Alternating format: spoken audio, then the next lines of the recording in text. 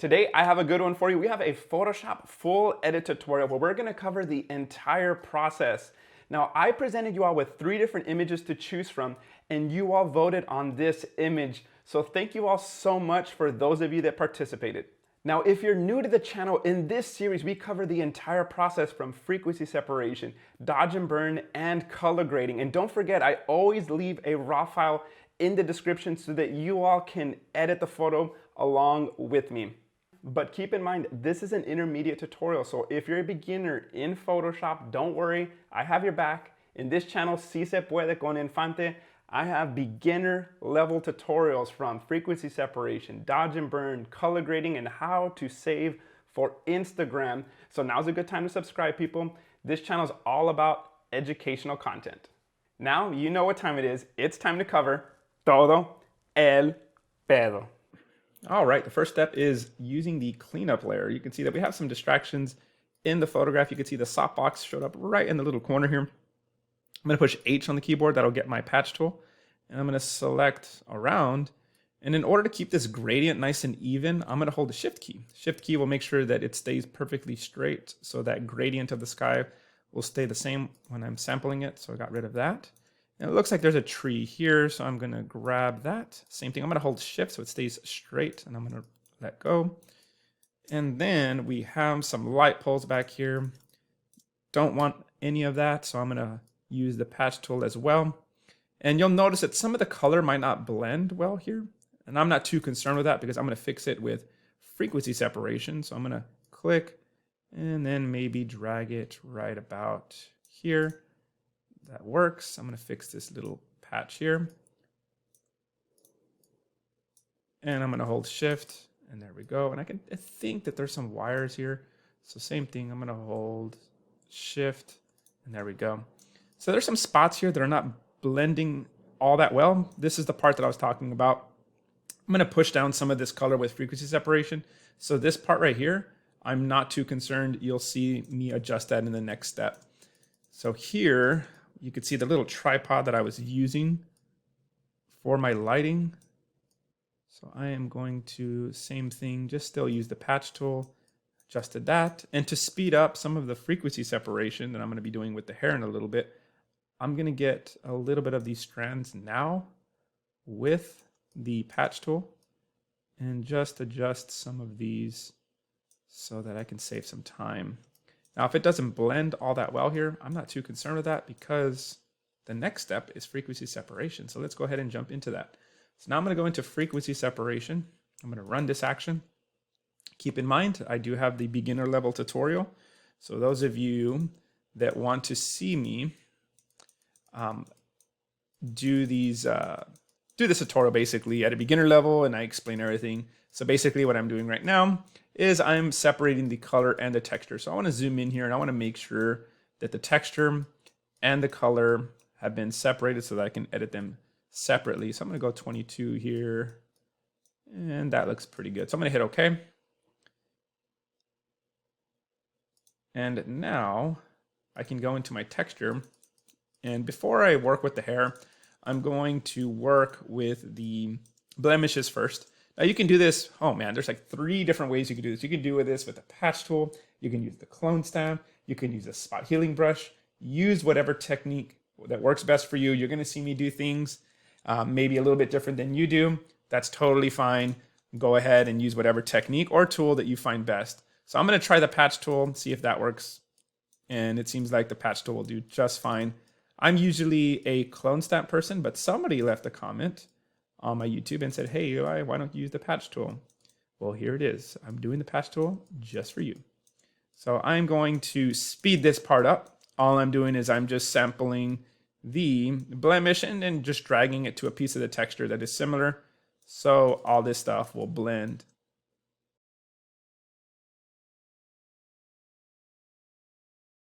All right, now that I have that out of the way, now let's focus on the hair, which is gonna take some time. Now this is where I'm definitely gonna be using the clone stamp. The clone stamp for me is just gonna work much easier. So I'm gonna focus on this section first. This one's gonna be a little bit more work, and then we'll jump into this part here on the arm. And where else was there? There was another spot that I was going to fix. This part right here. So let's focus on this side first. Same thing, I'm getting the clone stamp, S on the keyboard. I'm gonna hold Alt to sample some of the area that I want to sample from, of course. And we're going to brush all of this little flyaways, or at least control some of the flyaways. I might leave some there on purpose, but I definitely want to control it just a little bit more.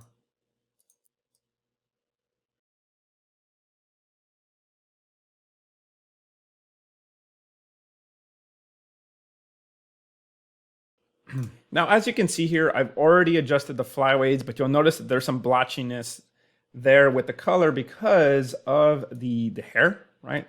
And so what I'm going to do now is I'm going to go to the color backup, adjust opacity layer. Now, because in frequency separation, we separate the texture and the color, I can now go on this color layer and I can now use the mixer brush to push and maneuver some of that color. So now I'm going to go to the brush tool, I'm going to right click, and you'll see here it says mixer brush. You can see up here, these are my settings. I'm going to hit B on the keyboard, right bracket to make it a little bit larger. And I'm simply going to start blending in some of this color ever so slightly. So I'm just brushing it over. And I'm using a big brush and I'm sampling. And I did get lucky that this gradient here is pretty much even. So as I'm brushing it across, it's going to be a pretty easy fix. Now, if I had a distracting background, this might be a little bit more difficult to do. So I did get lucky in this shot. So just looking at this, I'm going to zoom out.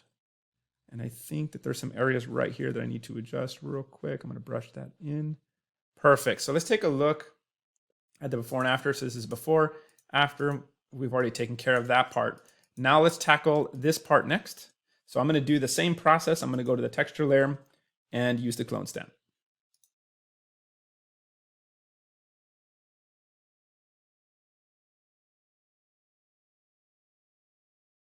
As you can tell, I already removed the hair. Same process. I'm going back to the color.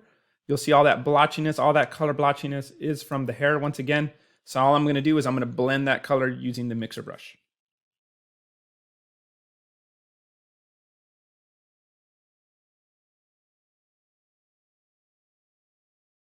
Now keep in mind, this is kind of like a slow process here. As I'm doing this, I'm kind of just massaging this color just so that I can get it nice and smooth. I'm grabbing color from up here so I can blend it in.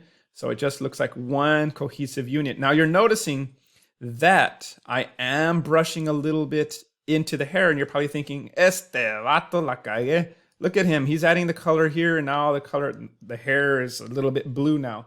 I'm doing that on purpose because right here it says color backup opacity layer. What I can do is I can create a layer mask now.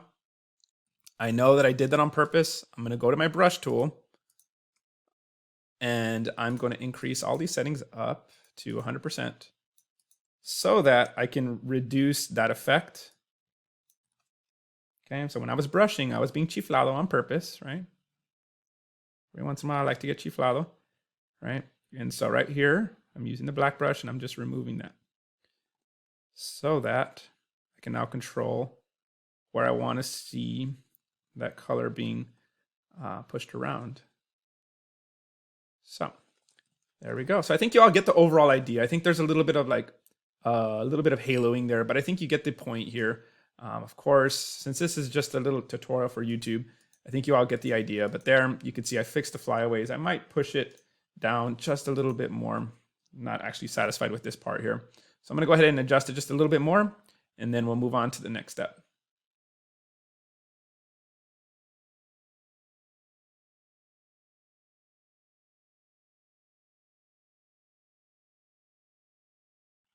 Alrighty, so there we go. We've already, remember I told you we were going to fix that little pole there with that color.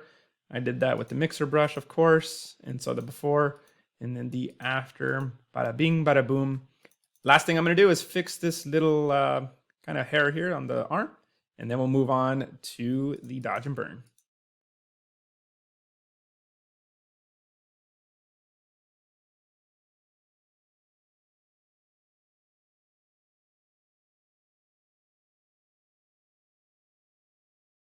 Before we move on to the next step, I do want to talk about today's video sponsor, which is Skillshare.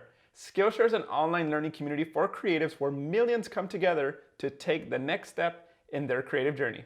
Skillshare offers thousands of inspiring classes for creative people on topics including photography, productivity, business, and more. Make great use of your downtime and check out Skillshare's online classes, which include a combination of video lessons and class projects. The class I just finished watching was Fine Art Photography, How to Shoot a Unique Self-Portrait by Marin Ellington.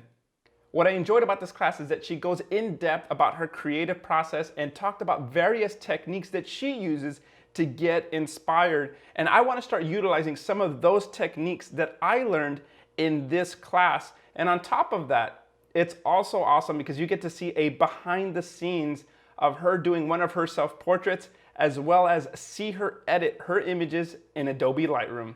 Now is the perfect opportunity to start learning new skills. For everything Skillshare offers, it's less than $10 a month with an annual subscription. The first 1,000 people to click the link in the description will get a free trial of Skillshare Premium. Whew, all right, so now we're ready to move on. We did a lot of work there on the hair. Let's kind of take a look at it. And before and then the after. Now let's get into the good stuff. Let's get into dodge and burn and let's do some skin retouching. So now I'm gonna collapse my frequency separation and I'm gonna run my dodge and burn. And what we're gonna do here when I'm in my dodge, this is going to kind of fix the overall kind of tonality in the image. So we're looking for the tonal inconsistencies. So the dodge is going to brighten up areas and the burn is going to darken areas. So we're gonna go into my contrast dB here. I'm more of a multiply kind of guy.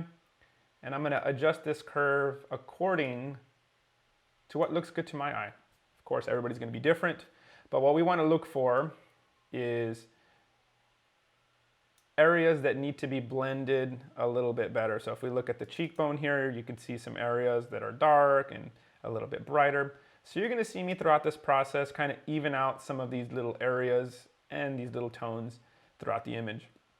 So I'm gonna first start off with dodge. I'm gonna start off with the forehead, then I'll move to the cheeks, then I'll maybe move to the nose, and then I'll get into the burn.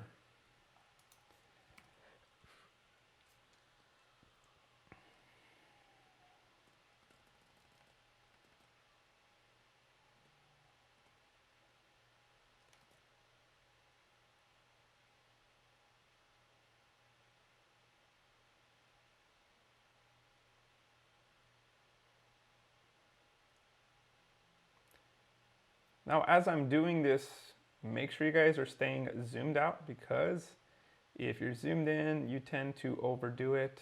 I do it all the time. And in a moment, I'm gonna show you a little trick on, we're going to add another dodge layer so that the areas that we're working with, so the areas that I'm working with right now, I'm looking for the areas that kind of catch my attention, that jump out to me. We're gonna do a second layer of dodge in a moment where I'm gonna go for more of the detailed areas. And I'm gonna adjust the opacity just in case maybe I overdo it.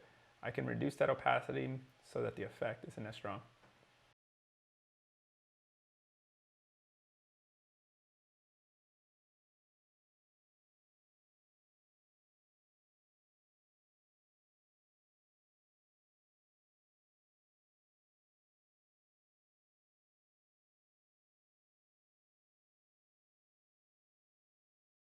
Now keep in mind, guys, it's very, very important throughout this process that you're adjusting the contrast, dodge, and burn.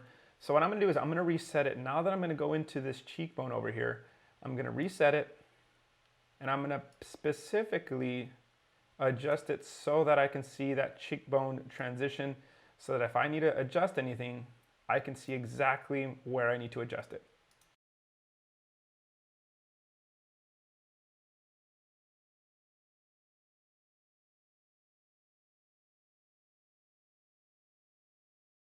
All right, let's take a look at the before and after of what I've done so far. So basically, when I do my dodge and burn, what I focus on phase one is just looking at the areas that stand out to me. So fixing dodge and burn, obvious areas first.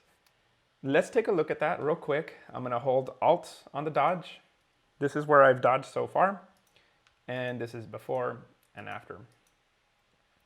Let's take a look at the burn. This is the before, this is the after, and you can see there, that's what I've made my adjustments. Let's do it. Take a look at it real quick with color. Let me zoom in just a little bit more so you guys can see that. Before, after. Now, what I'm gonna do is I'm gonna add another dodge and another burn, because typically what happens when you're doing dodge and burn, you get a little bit chiflado and you go a little bit overboard and you're like, damn it, I pushed it too much. And now what I wanna do with this extra dodge and burn is I can use this to lower the opacity and lower the opacity on the dodge and burn so that I can make adjustments to the effect of lightening and darkening, so that if I go too far, I can tone it down a little bit. So I'm gonna add another dodge, I'm gonna add another burn, I'm gonna go to dodge, we're gonna do the same process again, and we're gonna go ahead and continue.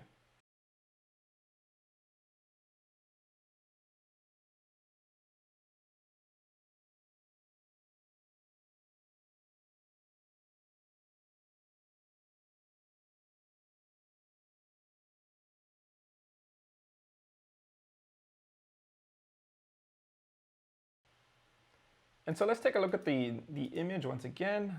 Let's take a look at what I've done on this next round. You can see I've made some further adjustments. I still want to tweak this area here. And then of course, one of the areas that I want to focus in on is the hand over here. The hand is a little bit brighter, of course, because it's closer to the light. I had my light camera left, and because it's closer due to the inverse square law, it is going to be brighter as this light falls off right about here. So I'm going to darken this area in a moment. But first, I'm going to focus on this cheekbone a little bit, and then we're going to get to the hand.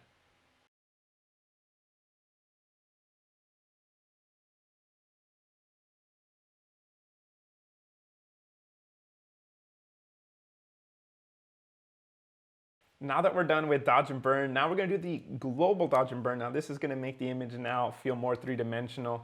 So let's go ahead and do that. So what I'm going to do is I have right here, let's name this one phase 2. Group this, we're going to name this phase 1. All right. And before we do the global, I just want to see if I maybe went overboard with phase 2. My opinion, looks just fine. Nothing went overboard. So what I want to do now is we're going to do another dodge and burn, but this one is going to be for the global now. All right, now I am going to do a global check, run this layer, move this up, and this is going to show me more or less where I should be adding my global dodge. So as you can see here, so I need to focus on this area, this cheekbone, the nose, the lips, and underneath the chin. I'm going to take that off. I'm going to hit brush, and I'm going to change my flow though, this time to 3. So that this effect can show up just a little bit more. And as we just saw a while ago, I'm going to be adjusting the brush size as I do this process. I don't want it to be one big swipe, okay, of exposure. I want different variations, so that should work right there. We're going to add just a little bit on the nose. Because the light's coming in from this direction, this little cheekbone should be a little bit brighter. We're going to do the same thing here. Talked about the top of the chin and also the lips. Okay, we're going to go to the Cupid's bow as well. And let's brighten that up. And let's go into the eyes right here.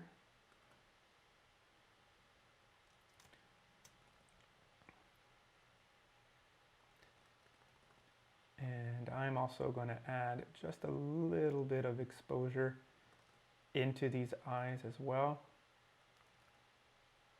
So I'm going to add exposure to the opposite side of the catch light. Just like that. And I'm going to brighten up some of these highlighted areas. So I'm looking for areas that already had these natural highlights, and I'm just further enhancing them. So as you can see right here, this hair. So for the hair now, I'm actually going to increase it. I do want to exaggerate that. So I'm going to go all the way to 6. And I'm looking for areas that already have that nice little gloss look.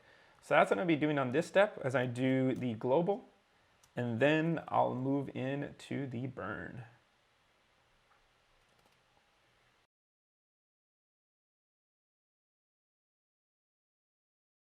So here's the before and after of the global. So as you can see there, just adding that nice kind of pop in the image. If I feel like I went too far, I can always lower the opacity. So just to be safe, I'm gonna lower it down to 88, why not? Now I'm gonna do the burn, I'm gonna do the opposite. I'm gonna darken up areas, so I'm looking for the shadows now. Let's bring this down to about 3. We know that the light was coming in from camera left, so this side of the face should have a little bit of that shadow. So I'm gonna make sure I darken up these shadows just ever so slightly.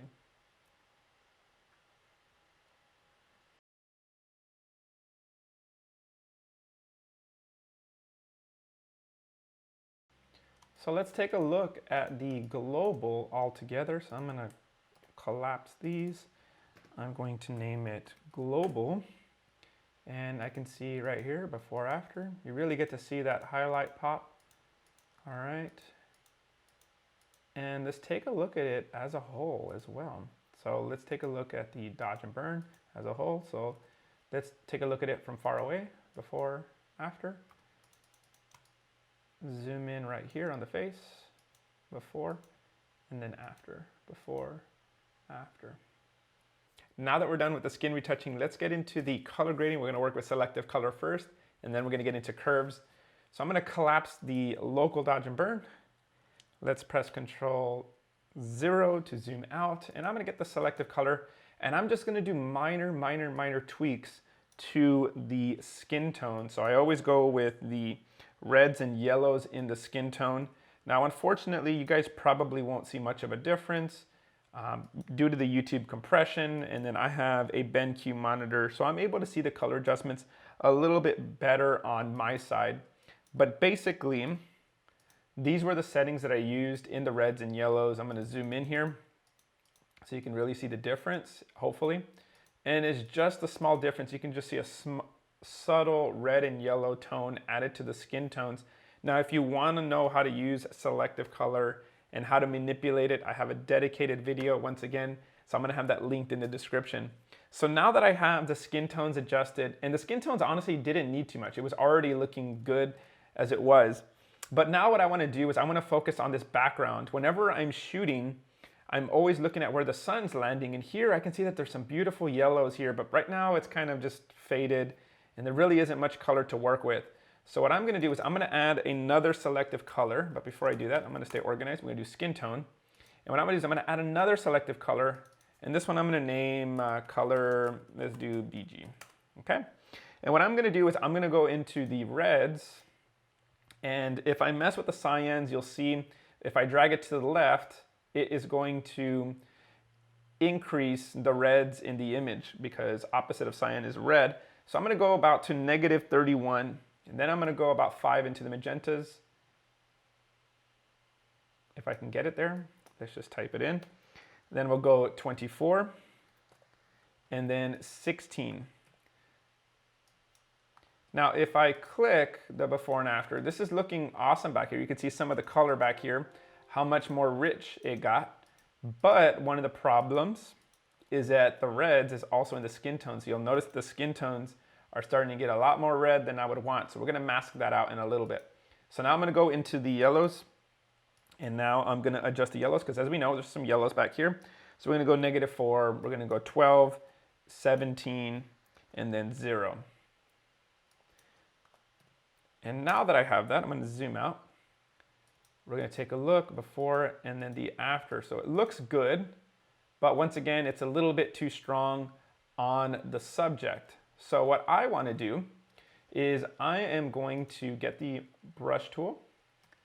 And because this is a layer mask, basically white means this effect is showing up everywhere. I'm gonna get the black brush and I'm gonna adjust the flow and kind of decrease it a little bit on the subject. So we're gonna go ahead and we're gonna put it maybe about, let's go flow about 43% and opacity 75, that's fine. So for sure we wanna tone it down here. I kind of like how some of the color on the shirt and the shoes, it brought it up. but I don't want to get too crazy here. So that's why I have the flow a little bit down. So if I go over here, you'll see that that's where I've brushed. And this is the before and then the after. All right. And we mainly want to see this in this background over here. Okay. And you can see the color difference there.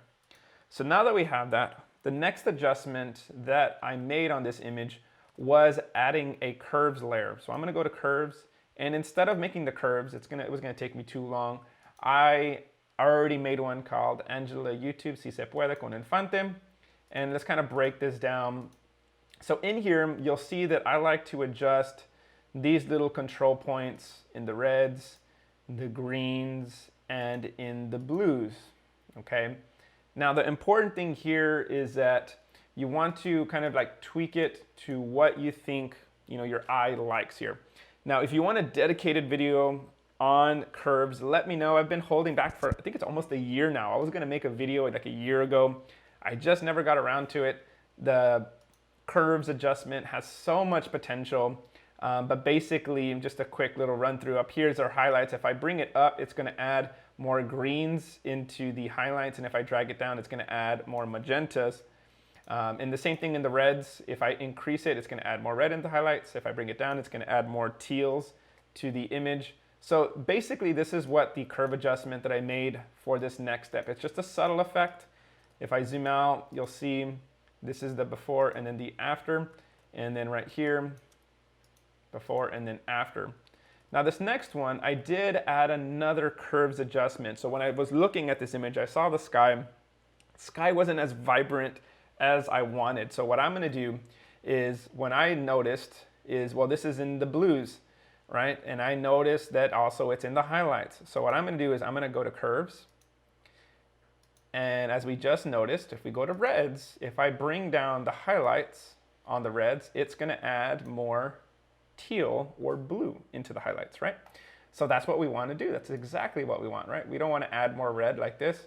So in order to do this, I'm gonna go into my highlights, and you'll see that my whites are here. I'm going to bring this down so we can add just a little bit of blues into the highlights sky back here. Now, of course, as you know, one of the problems when I do this, if I hit the eyeball, is that it does it to the overall image. So what I want to do is I want to use the mask that comes with the adjustment, and I'm going to get the brush tool set to black. This time I definitely for sure want to have everything pretty much all the way set up. I might bring it down just a little bit to 82. But I definitely want to remove it from the subject because that does not look good at all. So I definitely want to remove it from the subject. Anywhere below here, I just want this in the sky. So I'm using the black brush on the layer mask. Black hides that effect wherever I brush. And of course, as we know, white is going to reveal that effect wherever it shows up in the layer mask. So real quickly, I should be able to show you the adjustment layer. There you go. Black is where it's hiding, and white is where it's showing up. So if I want to, I can actually brush it here. And let me go ahead and just make it all dark. I could have made the opacity all the way to 100%, but I wanted to see if maybe just leaving a little bit would help it blend a little bit better, but yeah, it's okay. So before, after, bada bing, bada boom.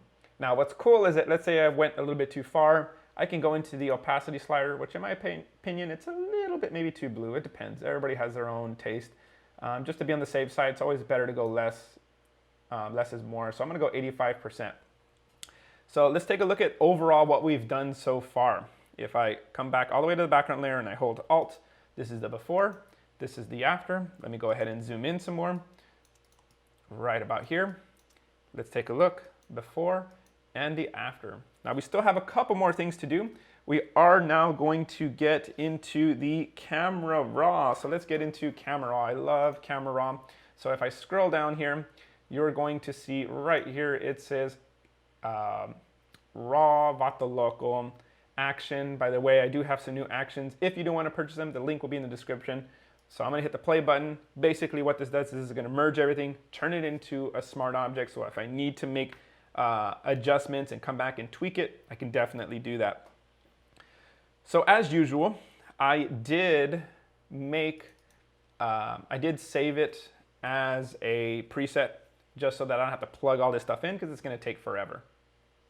So what I'm going to do is I'm going to go into my load settings right here, and there should be one called Angela YouTube Beanie. There we go, bam. So that effect has already been applied. Let's quickly go over it. We have contrast at 2. We have a subtle adjustment here on the curves, bringing those highlights and making it a little bit brighter by dragging it to the left. We do have the HSL. Let's take a look at this. Luminance means that this color here, we're going to either brighten or darken this specific color. It's going to be up to you on your image, but on this image, these were my settings. Saturation, didn't do anything there. And then the hue, typically I like to adjust the reds and the oranges. This is really going to kind of mold that kind of skin tone the way I like it. And then we have the aquas and the blues. Now I mainly adjusted those because, well, we have a lot of aquas and blues here with this sky. So I wanted to make sure I got that nice teal color. Next one that we had, and let's take a look here, but highlights. I usually like to add teal into my highlights, and I like to add kind of like a brown reddish color to my shadows. I like to add grain as well. So this one I added, I think 12 grain. Let's see if I zoom in, if you guys could see the subtle difference that the grain adds. Let's see, click the eyeball, before, after, before, after. So what's cool about the grain is that it helps kind of fix little areas that the imperfections kind of maybe messed up. Maybe you went a little bit too far with the dodge. It'll kind of fill it in with that grain. So it's kind of a nice little effect to kind of blend things all together. So putting it at 12 worked for me on this image. And then as you can see here, this calibration is really, really nice if you can get the nice color combination. Now the blue saturation, if you bring this up, this really brings up the color. So you have to be careful with this one if you bring it up too much. On this one, I brought it up to 6. Looking at it a second time, let's YOLO it here. Let's bring it up to about 8. And so let's go ahead and hit OK. And let's take a look at what the camera adjustments made there. So before and then the after. Now one of the things that I want to do is down here, it is a little bit brighter. I want to darken this up. So I'm actually going to go back into camera raw filter. And this is why I like making it a smart object. I can just simply double click. We can now go back. And what I want to do is I want to go to the graduated filter, and I want to click and then drag up. Because of that bright spot, because the light was coming down, I want to darken that up. I don't want anything, any light to be drawing the eye there. So if I reset all this stuff, I can kind of tweak it the way I want. So I'm going to actually darken it up. Maybe not that dark, but let's go about -2.5. Let's add a little bit of contrast since it's closest to the camera. Let's add some contrast there. And now, actually, what about clarity? Ooh, clarity works for me. Let's add just a little bit of clarity. And we'll go 5. Perfect. And there we go. We are almost done, ladies and gentlemen, so stay tuned. We have just a couple more steps to finish up this image. So what I want to do now is I'm going to go to the gradient map tone. Now this is one of my favorite actions, and I use this one on every image. I'm going to run that. And what it's going to do is that it's going to add this nice kind of tone to the image. Now right now, 35 is a little bit too strong for me. So what I'm going to do is I'm going to tone this down. Let's put it more like at, let's go 18. So let me hit the before and then the after. Yes, that works for me. That's looking good. And then to finish it off, all I'm gonna do is I'm gonna go into the red loom action, hit this little play button. And on this one, this effect looks good, but it's a little bit strong for my taste. This kind of brings out the highlights, gives it a little bit more punch. But what I wanna do now is I wanna lower the opacity. And so I'm gonna go to 50%, maybe let's go 35. Kind of have to eyeball it there. So I'm gonna actually group these last two things that I'm gonna use to finish off this image. And what I'm gonna do is I'm gonna show you the before and then the after. And I like it actually, but this is where I love the opacity. I still feel like it's too strong. I'm actually gonna go to about, let's go about 75% on both of these, or 80. And let's look before and then the after. Beautiful. And so now let's take a look at the overall image. And I just realized my computer turned off back here. The screen's all completely dark. That was an epic fail. But let's take a look at the overall image. Let's take a look at the before and after. So if I come down here And we'll do a zoomed out and then we'll zoom in. Okay, so I'm gonna hold Alt. Let's take a look before. And this is the after, before, and then the after. Now, of course, let's zoom in so everybody can see all the skin retouching and the colors. I think this looks good. You know what, let's collapse this. Ooh, that looks good. All right, right about here. And same thing, let's go before. And then the after. Zoom in one more time for the pixel peepers. Before and the after, okay?